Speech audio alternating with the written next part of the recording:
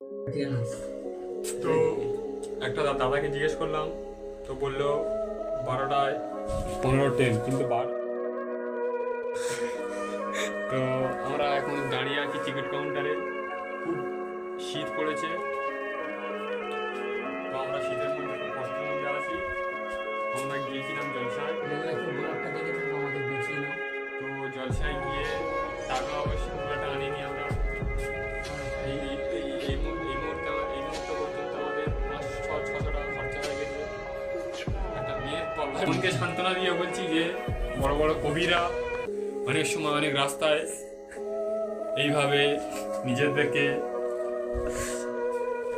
মানে নিজেদেরকে অনেক সময় এইভাবে কাটাতে হয়েছিল।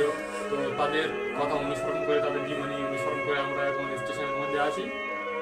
তো তোমরা কেউ কোনো টেনশন করবে না, আমরা ঠিক টাইমে বাড়ি পৌঁছে যাবো। আজকে 2টো থেকে এক্সাম, আর এর উচ্চ মাধ্যমিক পরীক্ষা।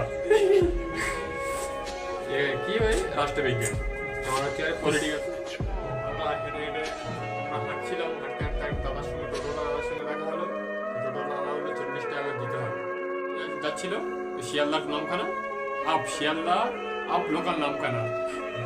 তো আমরা দেখলাম ট্রেনটা পুরো ঝড়ের গতিবেগে বেরিয়ে গেল। তো আমরা স্টেশনে 2টো বন্ধুর সঙ্গে দেখা হলো, জিজ্ঞেস করলাম, তারাও বললো 12:15 ট্রেন। তাদের জিজ্ঞাসা করলাম আপনারা জানেন? তারা বললো না, আমাদের একজন বললো। তো আমরা কি করলাম, প্রচুর শীত আবহাওয়া, হালকা হালকা দোয়া করবে যাতে আমরা ভালোভাবে ট্রেনটা